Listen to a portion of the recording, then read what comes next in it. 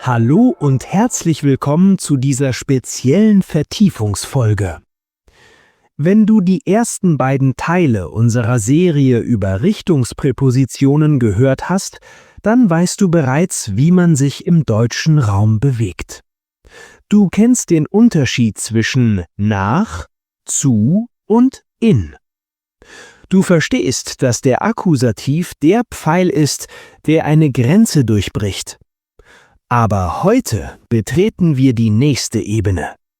Wir verlassen das zweidimensionale Koordinatensystem und widmen uns einem Phänomen, das die deutsche Sprache so einzigartig und für viele Lerner so frustrierend macht: die Welt von hin und her. Vielleicht hast du dich schon oft gefragt, warum sagt ein Deutscher „Komm herein", aber „Geh hinein"?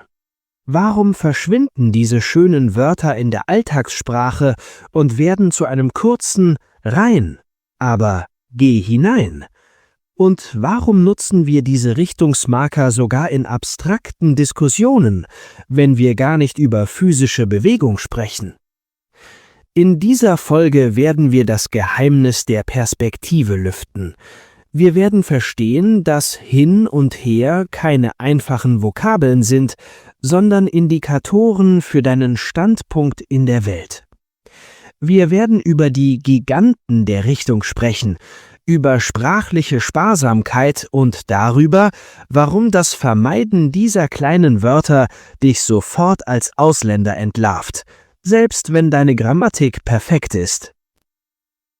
Die Magie der Perspektive. Hin versus her. Die grundlegende Regel, die man in jedem A1-Kurs lernt, ist simpel.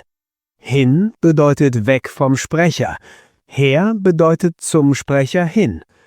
Aber auf dem Niveau B2 oder C1 müssen wir diese Regel erweitern.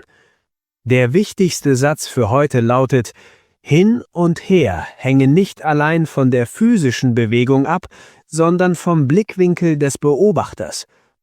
Historisch gesehen stammen hin und her aus einer Zeit, in der Bewegung und Erzählperspektive sprachlich viel präziser markiert wurden als heute. Was wir heute oft als kompliziert empfinden, war früher schlicht notwendig, um sich in einer Welt ohne moderne Navigation zu orientieren. Die Sprache selbst war das erste Navigationssystem der Menschen. Stell dir eine Szene vor. Du stehst auf einem Balkon und schaust auf die Straße. Ein Freund von dir steht vor der Haustür. Wenn du sagst „Komm herauf", dann definierst du dich selbst als Zielpunkt. Du bist oben, er soll zu dir kommen. Wenn du aber beobachtest, wie dieser Freund in sein eigenes Auto steigt, das ein Stück weiter weg steht, denkst du, er steigt hinein. Warum? Weil er sich in einen Raum bewegt, der nicht dein aktueller Raum ist. Er bewegt sich weg von deinem aktuellen Fokus. Das bedeutet, her ist die Präposition der Nähe, der Inklusion und des Zentrums. Hin ist die Präposition der Distanz, des Ziels und der Projektion. Wenn du diese Logik verstehst, verstehst du, warum wir hingehen, aber herkommen sagen. Der unsichtbare Beobachter. Wer bestimmt die Richtung? Ein häufiger Fehler bei fortgeschrittenen Lernern ist es zu denken, dass der Sprecher immer der physische Ausgangspunkt sein muss. Das stimmt nicht. In einer Erzählung oder einer professionellen Beschreibung kann der Beobachter unsichtbar sein. Denk an ein Telefonat.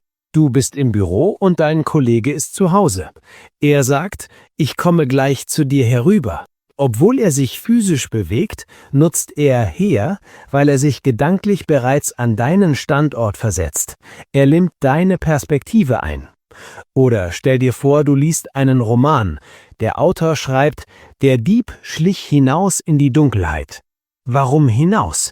Weil der Erzähler sich im Geist innerhalb des Hauses befindet. Er beobachtet, wie die Person das Haus verlässt. Würde der Erzähler draußen im Garten stehen und den Dieb kommen sehen, würde er schreiben: „Der Dieb kam aus dem Haus heraus."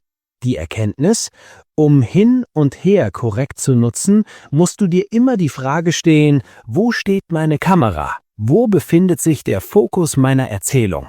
Diese Entscheidung ist ein rein kognitiver Prozess. Reflexion: Halte einen Moment inne. Visualisiere eine Tür. Wenn du jemanden einlädst, den Raum zu betreten, in dem du gerade bist, sagst du herein. Wenn du jemanden bittest, einen anderen Raum zu betreten, sagst du hinein.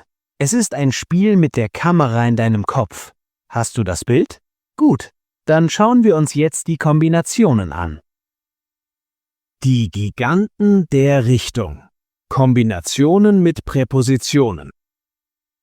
Wenn wir hin und her mit unseren bekannten Richtungspräpositionen kombinieren, entstehen die mächtigsten Richtungsmarker der deutschen Sprache. Sie beschreiben nicht nur, dass wir uns bewegen, sondern wie wir den Raum durchqueren. Lass uns die wichtigsten Paare analysieren. Erstens: hinein und herein. Bewegung in einen Container. Zweitens: hinaus und heraus. Bewegung aus einem Container.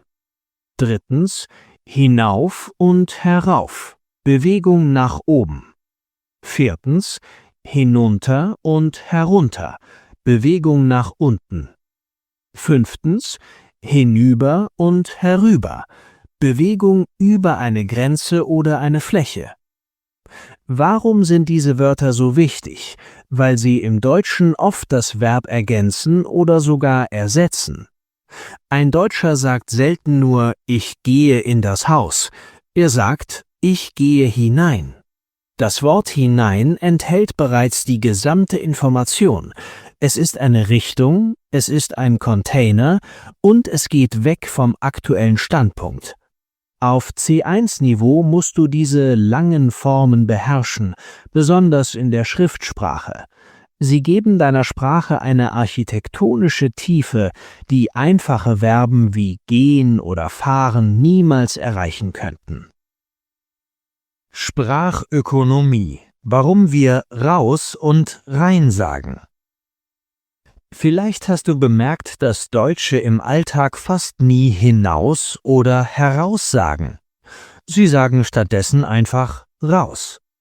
Aus hinein wird rein. Aus hinüber wird rüber. Linguisten nennen das Sprachökonomie. Unser Gehirn versucht, Energie zu sparen. Wenn der Kontext bereits klar ist, brauchen wir die Unterscheidung zwischen hin und her nicht mehr explizit zu markieren. Wenn ich vor einer Tür stehe und sage „Geh rein", dann ist durch meine Position klar, dass du dich von mir weg in den Raum bewegst. Das hin steckt implizit im Kontext. Die R-Form raus, rein, rauf, runter, rüber ist eine Verschmelzung, die heute universell genutzt wird. Der Profi-Tipp: In der mündlichen Prüfung solltest du die kurzen Formen raus, rein in informellen Gesprächen nutzen, um natürlich zu klingen. Aber in deinem schriftlichen Aufsatz solltest du die langen Formen hinaus, hinein verwenden. Das zeigt, dass du die verschiedenen Register der Sprache beherrschst. Systemcheck: Kurze Zusammenfassung. Die langen Formen sind präzise und formal. Die kurzen Formen sind effizient und umgangssprachlich. In beiden Fällen bleibt die Logik der Richtung gleich. Aber wie bauen wir das in Sätze ein? Grammatikmechanik: Ziel versus Annäherung. Hier kommen wir zu einem technischen Punkt: die Position im Satz und die feine Logik der Annäherung. Hin und her können sowohl als eigenständige Adverbien als auch als Präfixe von trennbaren Verben fungieren. Lass uns hier eine feine Unterscheidung machen, die oft übersehen wird. Präpositionen wie an beschreiben eine statische Grenze, aber Partikeln wie heran oder hinan beschreiben den Weg zu dieser Grenze. Das Deutsche trennt das Ziel und die Bewegung dorthin viel stärker als viele andere Sprachen. Wenn du sagst, ich gehe an den Tisch, dann fokussierst du das Ziel. Wenn du sagst, ich gehe an den Tisch heran, dann fokussierst du den Prozess der Annäherung, den Weg zur Grenze. Dieser Fokus auf den Prozess ist ein typisches Merkmal für gehobenes Deutsch. Es zeigt, dass du nicht nur weißt, wo du ankommst, sondern wie du dich dorthin bewegst. Auf C1-Niveau musst du besonders bei Nebensätzen aufpassen. Wenn die Partikel mit dem Verb verschmilzt, ändert das oft den Rhythmus des Satzes. Er geht hinein betont die Aktion des Betretens. Er geht rein betont das Resultat. Die abstrakte Ebene. Logik, Ursprung und Konsequenz. Jetzt verlassen wir den physischen Raum. Auf C1 nutzen wir hin und her, um logische Zusammenhänge zu beschreiben. Das ist C1 pur. Erstens, herleiten. Wenn wir ein Argument entwickeln, sagen wir leiten das Ergebnis aus den Fakten her. Warum her? Weil wir die Information aus der Quelle zu uns holen. Zweitens, daherkommen.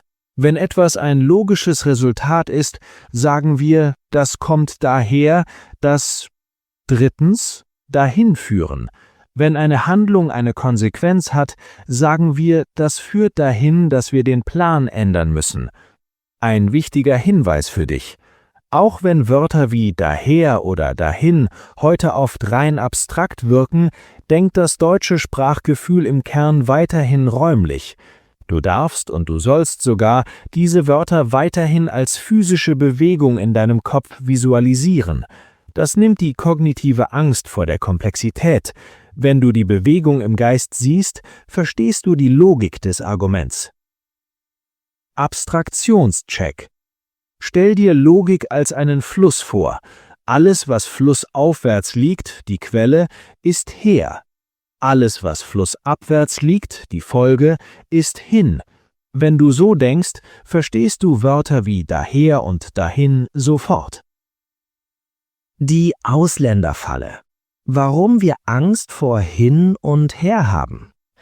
Lass uns ehrlich sein. Viele Lerner vermeiden hin und her. Sie sagen einfach, ich gehe in das Zimmer oder komm zu mir. Man versteht dich, aber man hört sofort, dass du kein Muttersprachler bist. Warum? Weil das Deutsche eine sehr topografische Sprache ist. Wir lieben es, den Raum zu definieren. Ein Deutscher würde fast nie sagen, geh in das Haus, ohne ein hinein oder rein hinzuzufügen. Das Verb allein fühlt sich für uns nackt an. Indem du diese Partikeln vermeidest, beraubst du deiner Sprache ihrer Dreidimensionalität. Wenn du aber beginnst, hin und her zu nutzen, fängst du an, im Raum zu malen. Du gibst deinen Sätzen Tiefe. Erinnere dich an den Unterschied zwischen zum Fenster gehen, Ziel, und ans Fenster herangehen, Annäherung.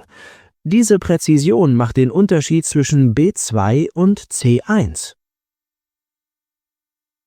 Strategische Anwendung, wo das in Prüfungen auftaucht. Warum erzähle ich dir das alles? Weil es in B2 und C1 Prüfungen entscheidend ist. Erstens, Hörverstehen.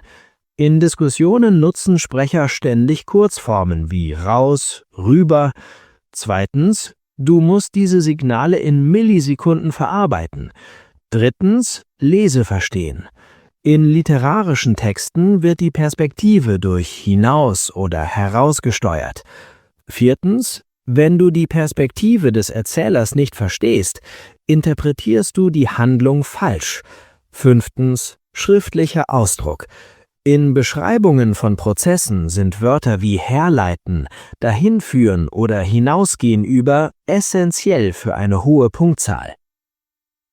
Lass uns die wichtigsten Punkte noch einmal bündeln. Erstens, Blickwinkel. Hin ist weg von der Kamera, her ist zur Kamera. Zweitens, Ziel versus Annäherung. Nutze Partikeln wie heran, um den Weg zum Ziel zu betonen. Drittens, Lange versus kurze Formen. Nutze hinein für formelle Texte und rein für Gespräche. 4. Abstrakte Logik. Her markiert den Ursprung, hin markiert das Ziel. 5. Visualisierung. Denke auch bei abstrakten Begriffen weiterhin räumlich. Dein nächster Schritt. Geh heute durch deine Welt und beobachte nicht nur Objekte, sondern Bewegungen. Wenn jemand einen Raum betritt, war das für dich ein Hinein oder ein Herein? Trainiere deinen Blickwinkel. Wir sind am Ende dieser Spezialfolge angekommen. Wir haben heute viel Boden gut gemacht. Oder sollte ich sagen, wir sind tief in die Materie hineingegangen. Hin und her sind vielleicht die deutschesten aller Wörter. Sie zeigen unsere Besessenheit von Ordnung, Raum und Perspektive. Aber sie geben dir auch eine unglaubliche Freiheit. Du kannst entscheiden, wie du eine Geschichte erzählst. Du kannst entscheiden, welchen Standpunkt dein Leser einnehmen soll. Wenn du diese Werkzeuge beherrschst, bist du kein Passagier der Sprache mehr. Du bist der Pilot. Du steuerst die Aufmerksamkeit deines Gegenübers durch den Raum. Trau dich, diese Partikeln zu benutzen. Fehler sind dabei erlaubt. Sie sind Teil des Lernprozesses, um das richtige Gefühl für die Perspektive zu entwickeln. Vielen Dank, dass du heute dabei warst. Bleib analytisch, bleib neugierig und vor allem bleib dran. Wir hören uns in der nächsten Folge. Bis bald.